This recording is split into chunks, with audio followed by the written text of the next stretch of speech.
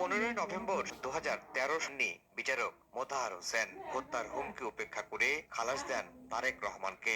এরপর বিচারকের জীবনে নেমে আসে ঘোর অন্ধকার। এক পর্যায়ে দেশ ছাড়েন ওই বিচারক। হাইকোর্টে এসে অবশ্য তারেক রহমানের খালাসের রায় বাতিল হয়। দেয়া হয় 7 বছরের কারাদণ্ড, আর সাজা বহাল থাকে ব্যবসায়ী গিয়াসউদ্দিন আল মামুনের।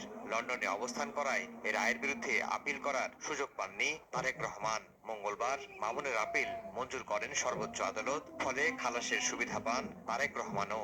নির্দোষ সাব্যস্তে গিয়াসউদ্দিন আল মামুন সাহেবকে এই মামলায় খালাস দিয়েছেন। যে যদি মামলা প্রিন্সিপাল অ্যাকিউজডের এগেইনস্টে প্রমাণ না হয়, যদি মামলা দেখা যায় যে না এটা ইন্টেনশনালি করা হয়েছে, এই মামলা সাজা দেওয়ার মতো কোনো কিছু নাই, সেক্ষেত্রে কেউ যদি আপিল নাও করে কোর্ট ইচ্ছা করলে তাকেও এই খালাসের যে বেনিফিট এটা তাকেও দিতে পারেন। তারা আমাদের এই কন্টেনশনটা অ্যাকসেপ্ট করেছেন এবং তারেক রহমান সাহেবও এই রায়ের বেনিফিট পাবেন।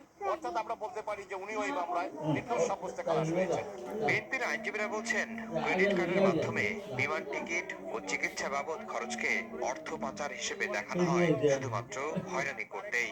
তারেক রহমানের বিরুদ্ধে অভিযোগ ছিল যে উনি একটা ক্রেডিট কার্ড থেকে উনি বিদেশে চিকিৎসার জন্য কিছু টাকা খরচ করেছেন। পরবর্তীতে চার্জশিট হয়, 13 জন সাক্ষীর সাক্ষ্য গ্রহণ করে ট্রায়াল কোর্ট। সেখানে আমেরিকা থেকে এফবিআই এজেন্ট জেব্রাকে নিয়ে আসা হয় সাক্ষী দেওয়ার জন্য, কিন্তু উনি বলেন নাই কোথাও যে জনাব তারেক রহমান বা গিয়াসউদ্দিন আল মামুন মানি লন্ডারিং সাথে জড়িত ছিল। আমার জানা মতে ওনার আর কোনো মামলা পেন্ডিং নাই। একটা মামলা আছে, সেখানে সাজা স্থগিত আছে।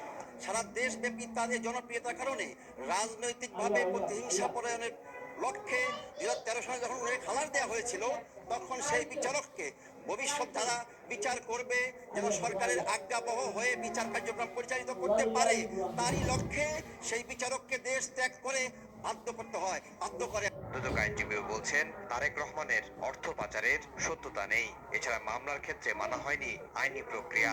টোটাল কেসে তারেক রহমানের বিরুদ্ধে লন্ডারিং এর কিছু নাই।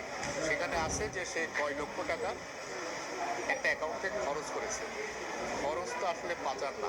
অর্থ পাচারের এই মামলায় খালাসের মধ্য দিয়ে তারেক রহমান মামলা মুক্ত হলেন। তবে একটি মামলা চলমান থাকলেও সেটির কার্যকারিতা স্থগিত রয়েছে বলে জানিয়েছেন বিএনপির আইনজীবীরা।